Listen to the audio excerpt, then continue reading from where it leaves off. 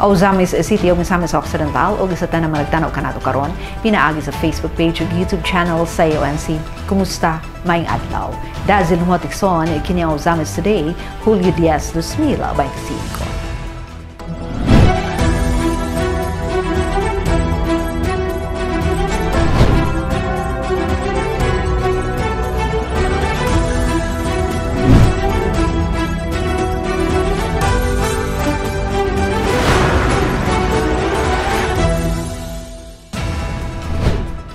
Sa ito ang mga headlines.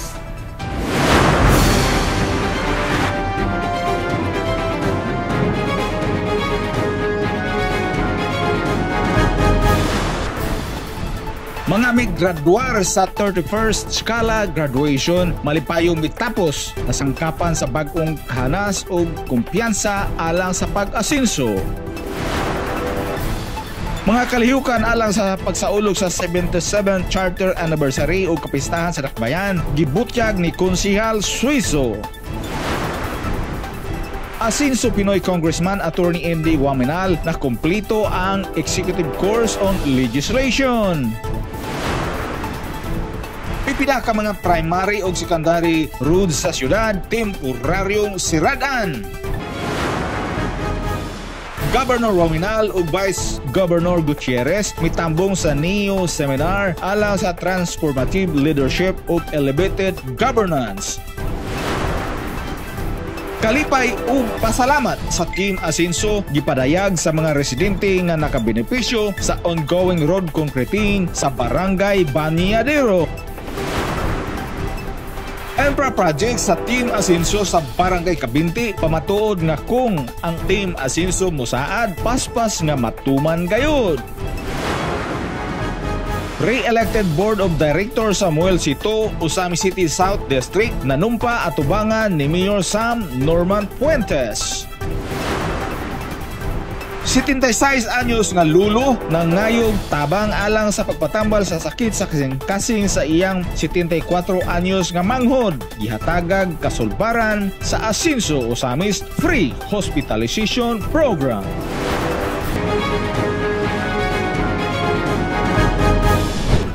Aniya ang detalye sa Zamis Today. Mga migraduar sa 31st Skala graduation, malipayong mitapos na sangkapan sa bagong kahanas o kumpiyansa alang sa pag-asenso. Ang good news niya nga report.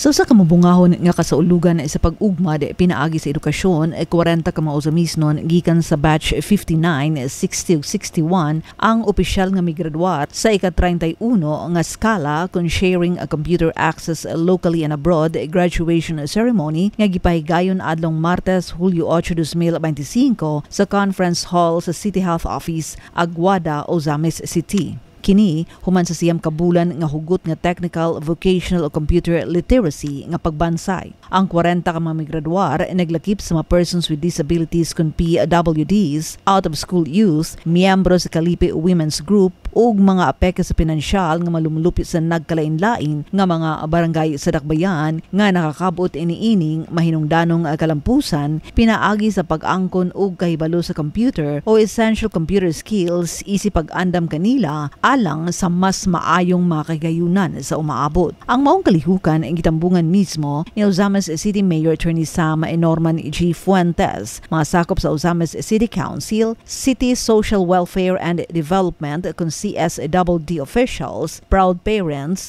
program trainers ug mga representante gikan sa Technical Education and Skills Development Authority kun TESDA, Department of Education kun DepEd Ozamis ug sa mga kapitanes sa nagkalain-lain nga mga barangay sa Dakbayan. Today indeed is a very momentous occasion. Kamo are able to graduate.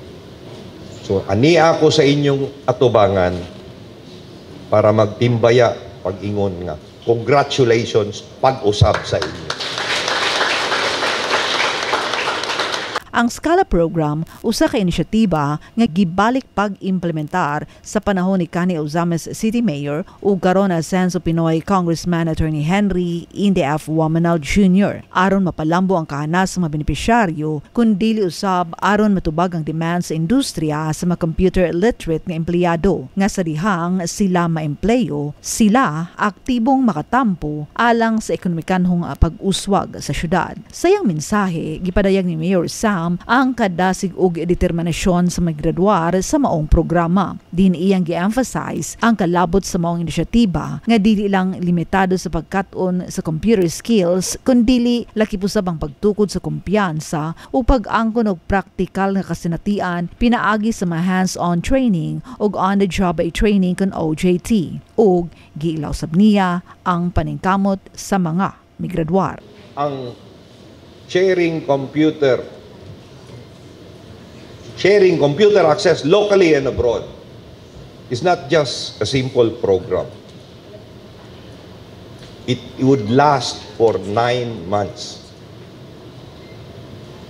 So, sa unom ka bulan, ini karong naa sa atong atubangan nga ni graduar. Tulo kaadlaw sa isa ka semana nag hands-on og nag-module para masinati nila ang computer. Paghuman sa unom ka bulan, kung sila makalapas ni ana, doon na po sila tulo ka bulan nga OJT training. Usa sila ni kaabot ni ini. So kini dala sa ilang paningkamot na hikabutan nila ning ilang kalampusan ining puntuha. Dugang pahayag pa ni Mayor Sam. Ingon dako kay akong kalipay. Kay bismo sa mga bisang pag unsay balakid sa atong kinabuhi. Unsay kakulian. Makakuha kag kusog sa imong kaugalingon nga musaka ka ug muasinso. Kung kitang tanan ingon ana ang atong panlantaw. Basta tarong lang ang atong binumahatan. Wa gyoy puhon nga dili ta muasinso kitang tanan. So mao na nagpasalamat ko sa inyo. Sa laing bahin, gisaysa usab ni Councilor Cecil Co, Chairman sa Committee on Education, nga ang kalampusan sa mga migraduar bunga sa ilang pagkugi, pag-focus sa pagtuon og paningkamot sa pagkat-on og kahanas, ilabi na sa computer technology. Ingon man, ang dakong paningkamot sa lokal nga paggamhanan sa dakbayan, pinaagi sa nagkalain-laing Asenso programs, kanunay nga nagpatuman og naghatag og mga programa, lakip na ang Scala Education Program. Ini tungod kay nagkugi mo, nag-focus mo sa inyong pagtuon, ug naningkamot nga makakaton og skills, especially aning computer technology. The City Government of Ozames pinaagi sa mga lain-lain nga Asenso programs, kanunay jud maghatag ug mag-implement sa mga programs, galabi na kaning programs gikan sa national, isa na ani kaning Scala Education Program. Niini, may padayag usab og usa ka makapadasig nga mensahe si Councilor Sani Waminal. Diin matud pa niya, as you step out from these halls, hinumdumin ninyo ang inyong kahibalo og kahanas, mao nay sinugdanan tungo sa kalampuan. Ayaw kahadlok sa mga hagit sa kinabuhi, kay kana pagsulay na inyor ng malatasan. So once again, congratulations, Batch 59, 60, and 61, padayon sa pagdala sa espiritu sa Scala, to share, to grow, and to lift others as you rise. Sa laing bahin sa mensahe sa duha ka mga migraduar, gisaysay ni Divine Shanife M. Calonia sa Batch 60 ang iyang kasinatian isip usa ka inahan ug estudyante sa Scala. Ingon man ang iyang edakong pasalamat ngadto sa Asenso Ozames Administration nga sila nahatagan og oportunidad nga mapalambo ang ilang computer skills. To our generous LGUs, thank you for giving us an opportunity to enhance our skills from your program. This benefit could help those less fortunate members of the society, especially to those persons with disability, youth, single parents, and to those qualified trainees with no age limit. As I step into this journey, ang pinakalisod nga akong sinatian as ang pagkakabos o ang pagkainahan. Kay taga-eskwela na ako padulong sa skala, dili na ako mahimong ibilin ng akong anak kay walay laing mabinlan, kay nasa layo nagtrabaho ang akong bana.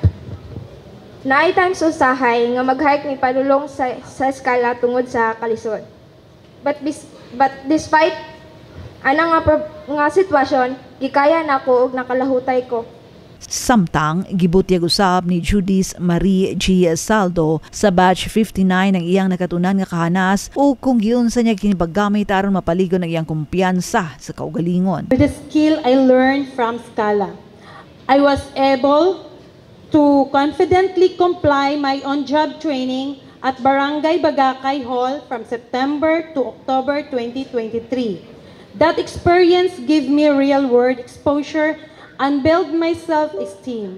And because of that training, I was given the opportunity to continue and complete my on-job training under the office of Honorable Attorney Daniel C. Lau, starting from November 2023 until now.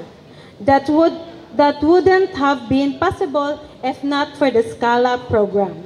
Ang 31st Scala graduation ceremony dili lang usa ka selebrasyon sa pagtapos sa siyam ka bulan nga pagkat-on o paningkamot sa 40 ka mga migraduar, kundili usa ka makapadasig nga pahinumdom nga pinaagi sa panaghiusa sa LGU Zamis, CSWDO ug mga lideres sa dakbayan na panday ang higayon nga makabot sa matang migraduar ang estado nga puno sa kahanas, kumpiyansa ug kadasig sa pagatubang sa umaabot kay nahatagan sa dakong kahigayunan sa pag-asenso, pinaagi sa suporta sa Asenso o Zamis Administration. Makalihukan na lang sa pagsaulog sa ka-67 nga Charter Anniversary ug kapistahan sa Dakbayan ang gibutyag ni Konsehal Suizo. Ma-report si Leon Shumidalio.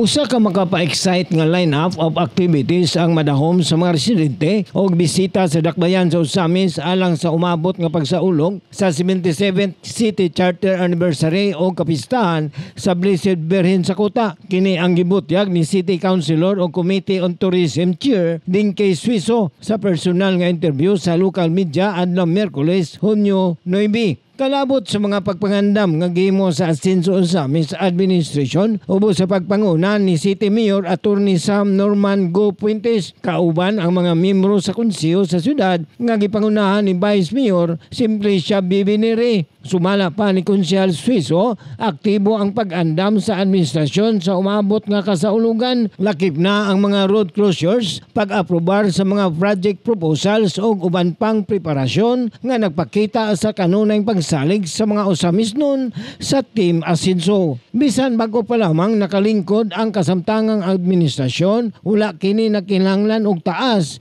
nga pag-adjust o transition. Bago lang minuhumag sasyon kay daghan kay mi gipang alayon nga mga activities para inig-abot na gyud sa ato ang mga 5 days before the main event na may mga road closures, na may gipanghimo nga mga preparation, mga project proposal na mga gipang-approve para atuag yung ma-plaster, ma-prepared o ihag yung makita nga daghan gyud taog mo ni epekto nga kanabitong sa kanunay nilang suporta sa Team Asenso nga dili na kinahanglan taas-taas nga transition. Diretso nagtrabaho, pag-oath pa lang daan, paglingkod pa lang dahan, tuloy-tuloy, kanunay ang serbisyo nga walay putol-putol. Natay ipahigayon pa gani nga collaboration meeting just for the preparations sa to fiesta activities. And I think they're already conducted that prior to this. So, ato agyon ang gipangandaman. So, adlong Biyernes, Hulyo 11, ipagayon ang Employees Night alang sa mga empleyado sa LGU Usamis nga magsunod sa Spanish Era Team. We will start with the July 11, mao ni ang Employees Night.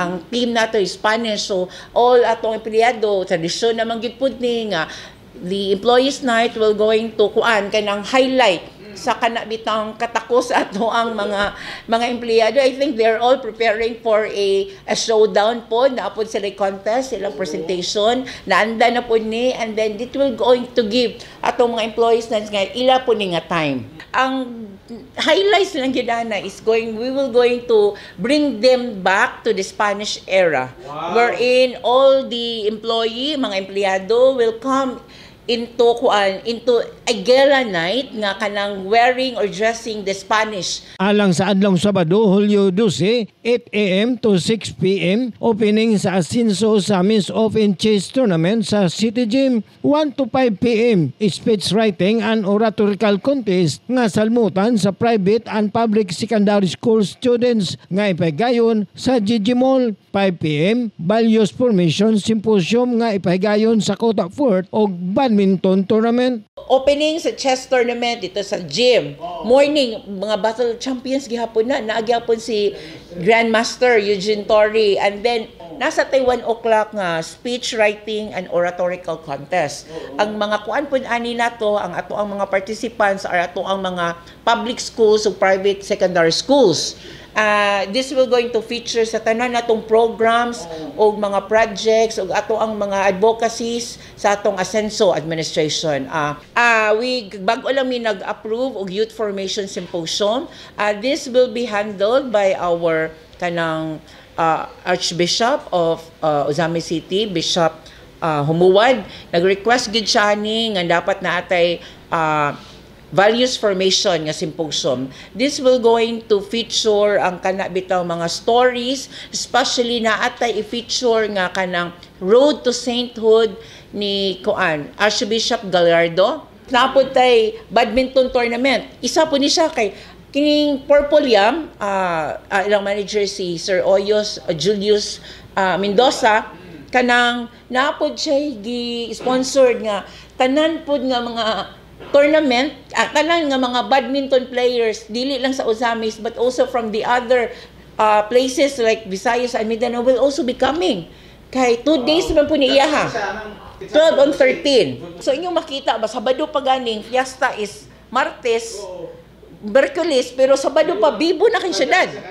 Sadya na kayo. Adlong Domingo, Hulyo 13, pagpadayon sa Asinso Osamis Chess Tournament, Asinso Osamis Half Marathon o ang Asinso Osamis Singing Contest nga ipagayon sa Asinso Osamis Wellness Park. 13 na ta. Again, sa imong giingon nga fun run that will be kadlawon. Again we are expecting so many participants for that. Mga 3,000 minimum lang na participants for that kay dako man ni siya nga event. Lahi atong singing contest karon. Well, dili. LGU employees both national ang atong maapil pod. So private public offices pwede national o local. More kung nakita niyo sa una open man to bisag kinsa karon, dedicated na kinsa mga singers nga maayo sa matag public offices nga national ug local. Lunes, Hulyo 14, nga ipagayon sa City Hall Grounds ang Asinso Osamis Trivia Night sa may alas 6 ang takna sa kagabion, pagpaklaro ni Konsyal Dingke. Trivia Night. Isa ni siya ka, di ni siya trivia, isa ni siya ka week nga isa ka semana ni siya nga contest nga natay ipagawas. I think dili ko sure warag na nagipagawas na questioning ba about the local history sa syudad. Nang pagawas sa dayon, isa siya kasi man na i-conduct, pagkahuman ka ng anybody who can answer the trivia question will be receiving na mechanics ani. I think they are preparing now the mechanics sa oni pagpagawas. Basta si Trivia Night, 1 week ni siya nga kaning patagnaon atong paansiro ng ato ang mga audience. Online, yes, online sa Facebook. Mayor Sam nga page. Gwapo kani siya because makutaw ang mga kuan ani, mga katong mga historians. Dayon kani din naputay kategory ana ginakuan, gina-approve. Ug ang gipaabot usab sa katawan nga mao ang Grand Coronation Night alang sa mapiling Miss Asinso Osamis 2025 sa Hulyo 15. Sumala pa ni Konsyal Dingke, mas maayo nga makapaminaw una sa Trivia Night ang top 15 candidates tungod kay akong gi-connect ang imuhang trivia sa Miss Osamis kay most of the question nga among gi-prepare for Miss Osamis will link also to the 77 years of existence sa syudad. So, you will be kanang witnessing how our 15 candidates answering the questions that we have given to them that will link to the programs project and also on the likelihood or the cityhood of Ozamis City 77 years ago. Hulyo 16 mismong adlaw sa pagsaulog sa ika-77 nga charter anniversary o kapistahan sa Dakbayan, ipahigayon ang pirangat Ozamis Festival 2025 sa City Hall grounds nga salmutan sa 16 ka mga contingents. Yeah, the 16 local bands dayon showdown nato na in the morning, street dancing in the morning, showdown. Si 16 yun, kay kuan man na street dancing, all Bernard Subdivision, gikan sa City Hall, padulong sa kanang mga Bernard Subdivision, leading to Wellness Park, kanang sa Jollibee, padulong dito will be closed. From in the morning, from 6 o'clock to 12 o'clock sa noon. Ini kung 1 o'clock, dili na i-close, open na siya, kadinhi naman na atong street dancing showdown. Pagsiguro usab ni City Councilor and Committee on Tourism Chair Dinky Suizo alang sa mga mubisita, musaksi og muduyog sa kasaulogan sa syudad. We could assure you na kanang safety gyud ang Ozamis karon. We can assure you kanabit ng pag-anhi dinhi, daghan mog makan-an, to tell you the truth, ang kan-anan sa Ozamis where to eat, di gyud mo makuan, mapas mo. Has nang daghana. Where to stay, again, accommodation, and where to kanang mugala ka, kompleto tanan ang ato ang mga kuan destination karon, mga spas, the wellness park sa atong Bukagan, sa ato ang tawag ani Global Ascenso Global Gardens. My God, grabe, prepared na tanan just for the kuan pleasure sa ato ang mga visitors ahead sa atong activity sa fiesta. Alang sa Ozamis today, ako si Leoncio Medallo.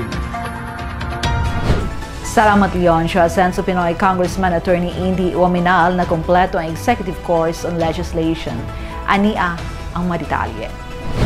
Natapos ug nakompleto na ni former Ozamis City Mayor ug karon na Senso Pinoy Representative Congressman Attorney Henry Indy F. Uaminal Jr. ang executive course on legislation para sa mga bagong miyembro sa 20th Congress. Uban ang 68 pa ka mga neophyte ug nagbalik nga magbabalaod sa usa ka hinungdanong lakang alang sa ligon nga serbisyo publiko nga nagasandig sa maayong pagdumala ug tinud-anay nga serbisyo. Kini nga tulo ka adlaw nga kurso ang ipaigayon sa pakigtambayayong sa UP National College of Public Administration and Governance kun UP-NCPAG nga nagtumong sa pagpalalom sa kahibalo sa mga partisipante may tungod sa proseso sa lehislatura. Lakip sa programa ang mga lectures gikan sa mga eksperto, diskusyon sa etika ug panggobyernong responsibilidad ug practice pinaagi sa mock committee hearing ug plenary session. Ang aktibong partisipasyon ni Congressman Indy nagpamatuod sa iyang tinud-anay nga tinguha sa paghimo og mga balaod nga tukma makiangayon ug nagsubay sa tinuod nga panginahanglan sa katawhan. Kini nga kalampusan usa ka milestone sa iyang panaw isip usa ka tinuoray nga alagad sa katawhan.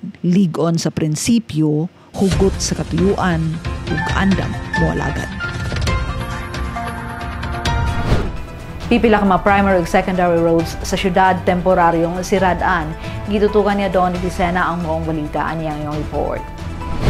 Sa July 13 o July 16, masinati ang pila ka minutos nga pagpasira sa mga primary o secondary roads sa sentrong bahin sa Dakbayan sa Ozamis. Ang temporaryong pagpasira sa mga kadalanan gumikan kini sa ipahigayon nga street dancing contest alang sa Pirangat Festival 2025 o sa half marathon. Pipila sa mga apektadong kadalanan mao ang Rizal Avenue, particular sa Osrocks Park, Port Road o Don Anselmo Bernard Avenue gumikan kay ang showdown sa Pirangat Festival himoon gihapon sa City Hall ground. Usa ka ordinansa ang giduso o giaprobahan sa konseho atol sa special session sa City Council July 9 o kini gikompirmar usab sa interview ni Tourism Committee Chairman Honorable Dinky Suizo. Gumikan ini nangayo daan og dispensa ang konseho alang sa makadiyot nga inkonbenyente sa mga motorista nga moagi sa mga naasoy nga kadalanan. Miawhag ang konseho nga sundon sa mga motorista ang imando sa mga sakop sa City MS o City Traffic Management and Services o mga operatiba sa kapulisan ning syudad aron sa tuyo nga magiyahan sa alternatibong ruta. Madam Chair, I move to pass this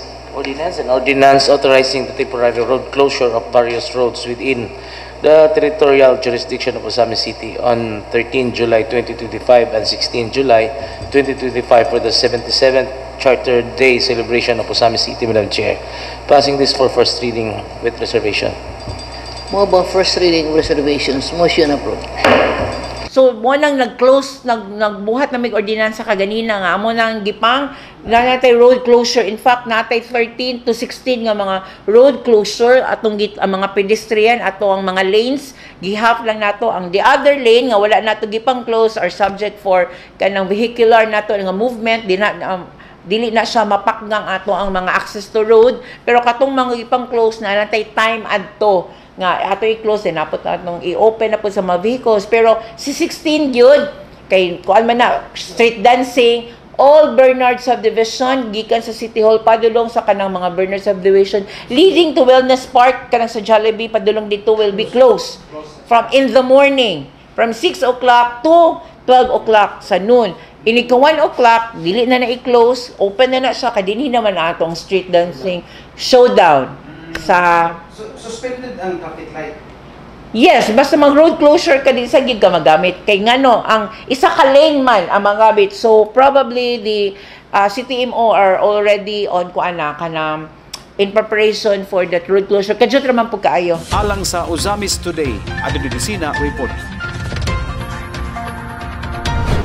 Salamat adon ni Governor Uwaminal ug Vice Governor Gutierrez mitambong sa NEO seminar alang sa transformative leadership ug elevated governance. Ani ang marital.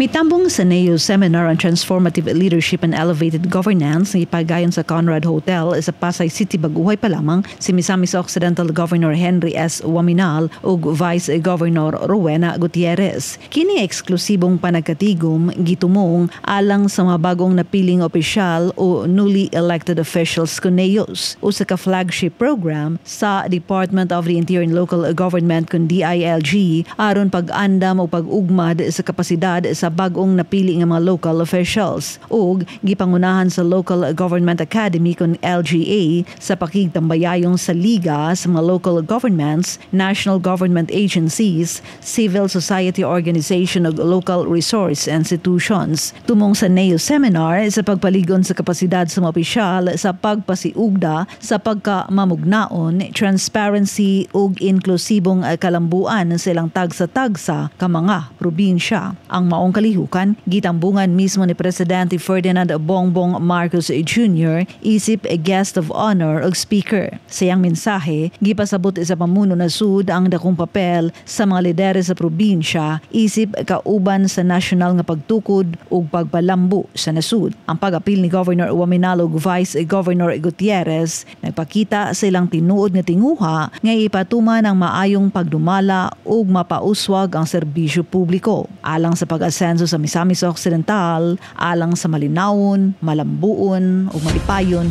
nga mga Misamisnon.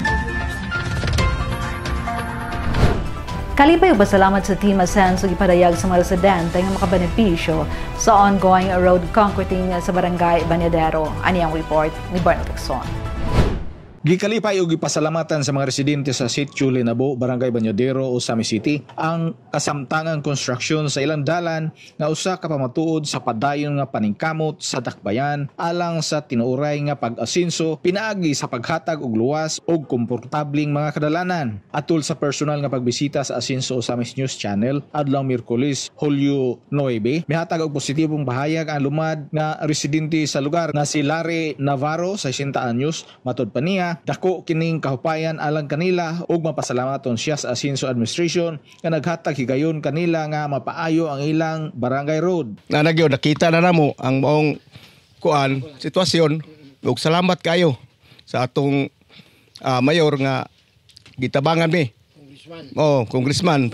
Salamat siguro nga gihatagan mi higayon nga maka panayom ni ug ang amo pong usaha mo ang among abot pod nga na may sakto nga agianan.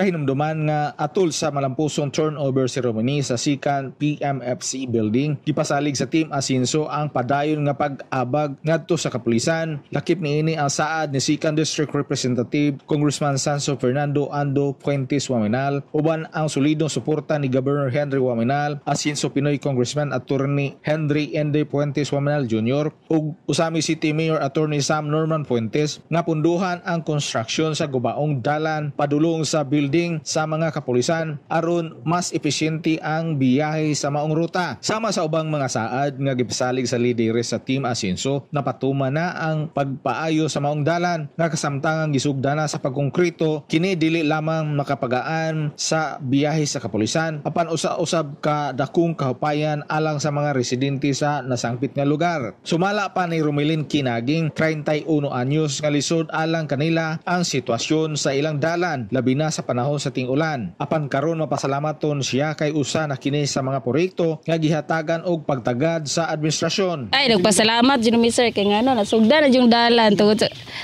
dugay na kayo sige pagkuan ng taon ulan-ulan danlog pa kay karon nasugdan na jud. Ay salamat sa Ginoo, dagan na jud malipay ini kay kuan na jud simentado na. Ang padayong pagkonkrito sa dalan sa Sitio Linabo dili lamang katumanan sa saad sa Team Asinso ngadto sa Sikan PMFC kundili usa-usab ka solusyon sa problemang giatubang sa mga residente pinagi sa pagtinabangay sa kinatibuk-ang puwersa sa Team Asinso. Daghan pang katawhan ang mahatagaan o kasulbaran pinaagi sa luwas o simentadong kadalanan. Alang sa Usamis Today, ako si Bernald Texon. Salamat Bernald. Info project sa Team Asenso sa Barangay Cavite. Pamatuod nga kung ang Team Asenso masaad, paspas na matuman gayon. Ibalik ka lang sa report, si Leon Shumidali. Sa pagsulbad sa kakulang o limitado nga supply sa tubig sa Barangay Cavite, Usamis City, si punong Barangay Alejandro Purgatorio mihatag og update atol sa pagbisita sa Asinso Usamis News Channel Team adlaw Miyerkules, Hulyo 9. Kabahin sa kasamtangang kahimtang sa duha ka mga infra projects ni kanhi Mayor sa Dakbayan ug karon Asinso Pinoy Congressman Attorney Henry Ende Waminal Jr. Ilabi na ang konstruksyon sa elevated water reservoir ug distribution sa pipeline nga gisugdan na ang pagtrabaho o kasamtangang anaa kini sa 80% aron mahuman ang maong proyekto. Update Sir Lucio katong dirita tong miagi di ba? Ongoing pa lang atong pagkuan sa atong reservoir and then ang atong ang kuan na to reservoir kuan pa lang to mag-start pa lang ta ato ga construct karon halos 80% na nga to reservoir karon nga mahuman. Dakong kalipay ug pasalamat ni Kapitan Purgatorio nga sumala sa paglukit sa geoscience sa source sa tubig alang sa ilang elevated water reservoir anaa kini tapad mismo sa ilang gi-construct nga water reservoir. Nakita sa pag geoscience ilang gitry diani nga atong source of water nara pa tapad sa atong reservoir. Oo, kuan lang.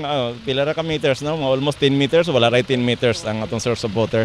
Dugang pagpasabot ni Kapitan Purgatorio. Ang kuan sa atong geoscience kay nakita sa geoscience, ang gilawmon niya nasa mga 200 feet. O so 200 feet ang tubo nga ilang gilubong karon kaduha na ni, ang kada tubo nasa 20 feet ang gitason. So mga 40 feet pa lang karon ang ilahang nalubong. So medyo gamay na lang kulang nga maabot gid nila to ang pinakamin nga source sa tubig.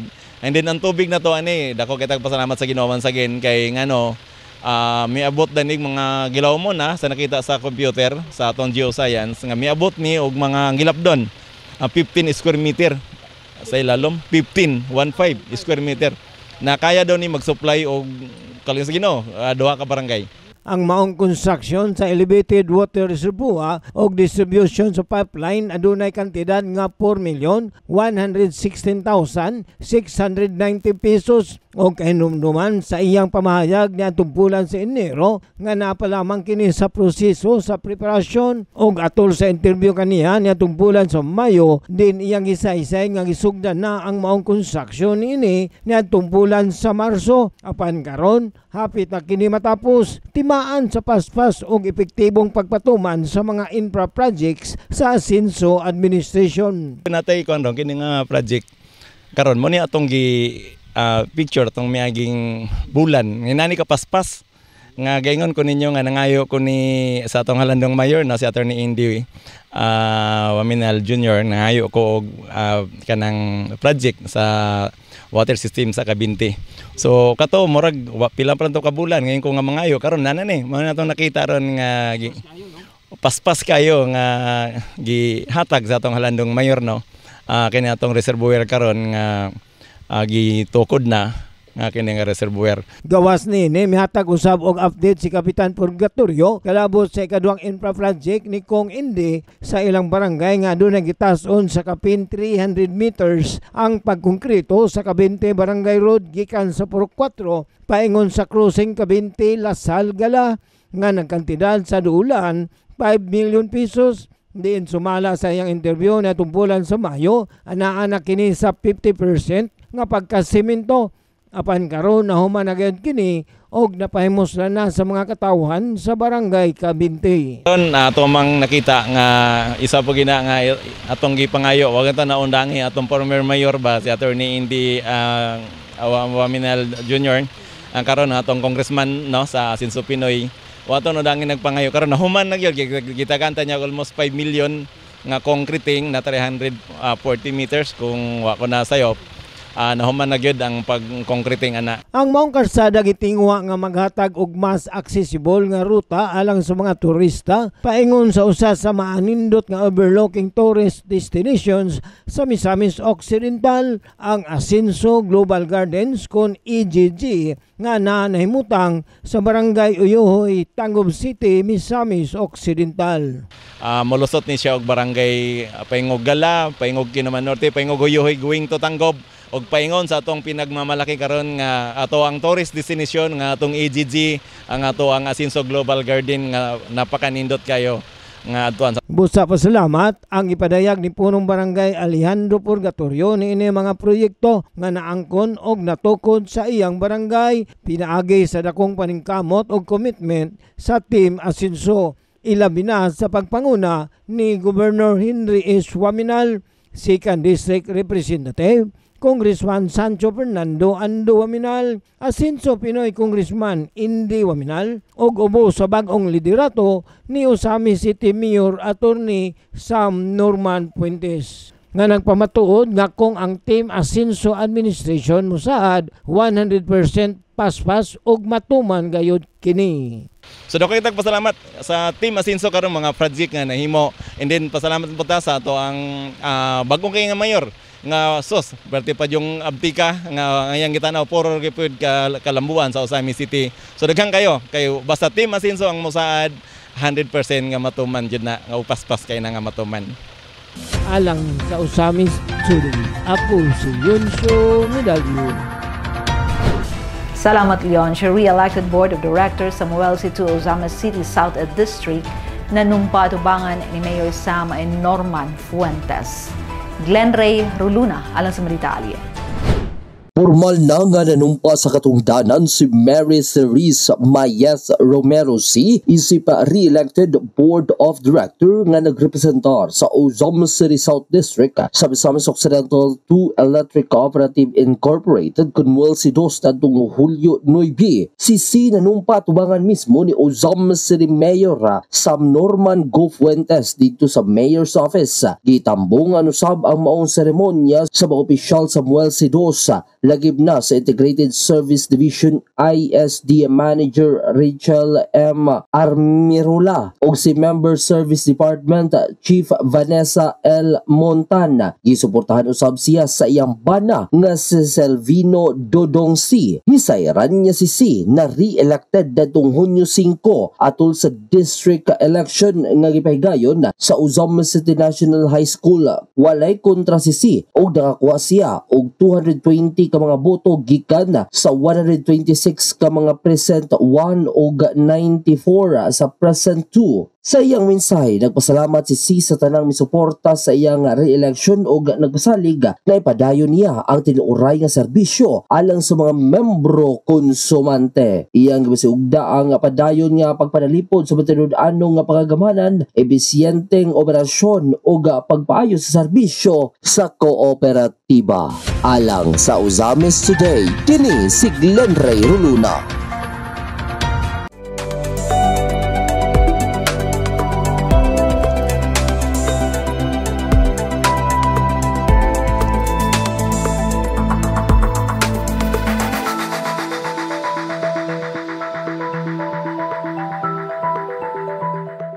76 anyos nga lolo nangayog tabang alang sa pagpatambal sa sakit sa kasing-kasing siyang 74 anyos nga manghud.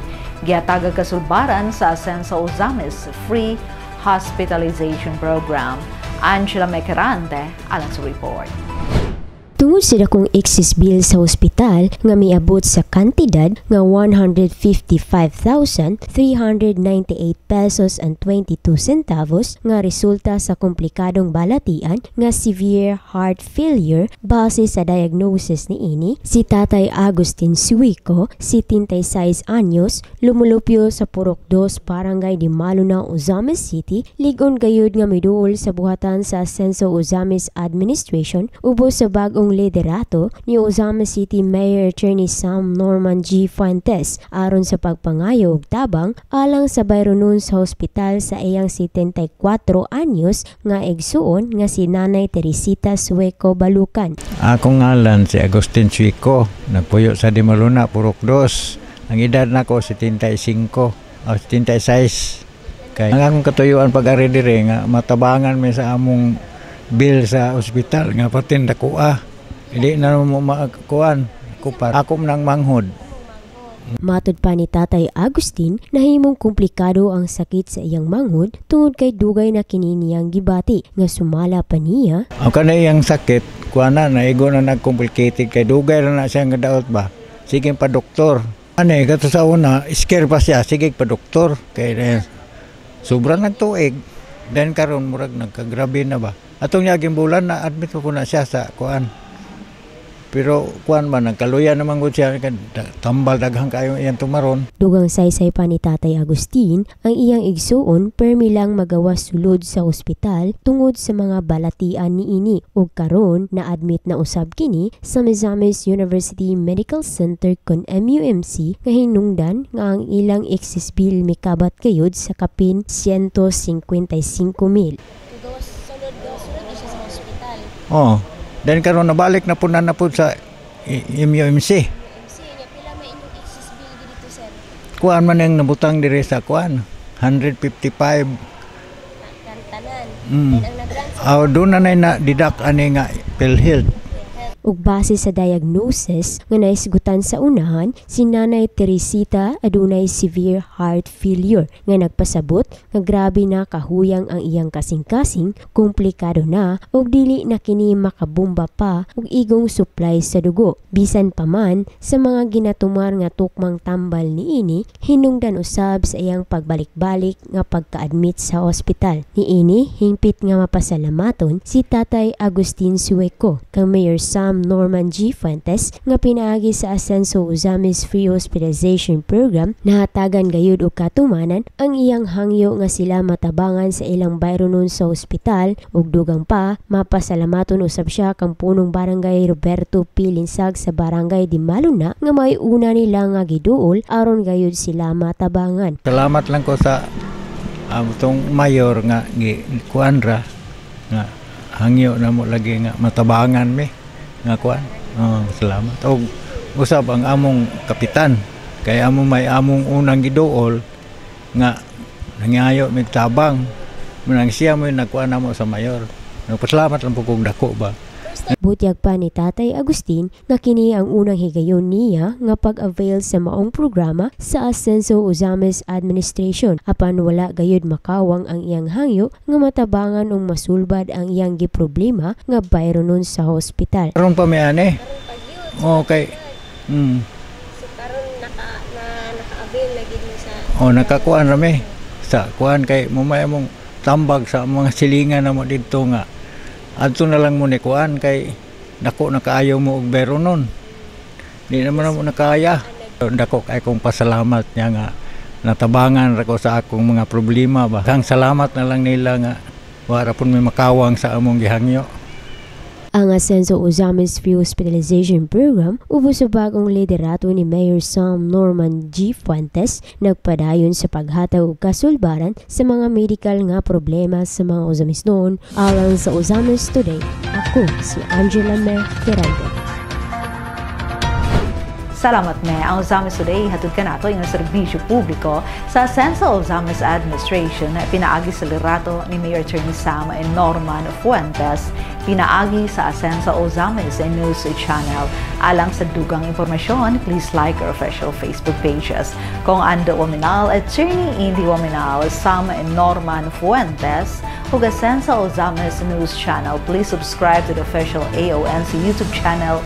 Din makita sa ninyo ang nakastream live ang among mga programa. Ozamis Today is also on replay sa DXHP-FM 90.7 Bay Radio. Sa ngalan sa kitibukang AONC team, Leoncio Vidalio, Bernard Lexon, Adoni Dicena, June Purgatorio, Ares Carpio, Kim Tangaro, Makichul Malinis, Mary Melody Reyes, Angela Mecarante, Mary Ann Lumapas, Xander Dalid, o si Glenn Ray Luna sa Misamis News Network.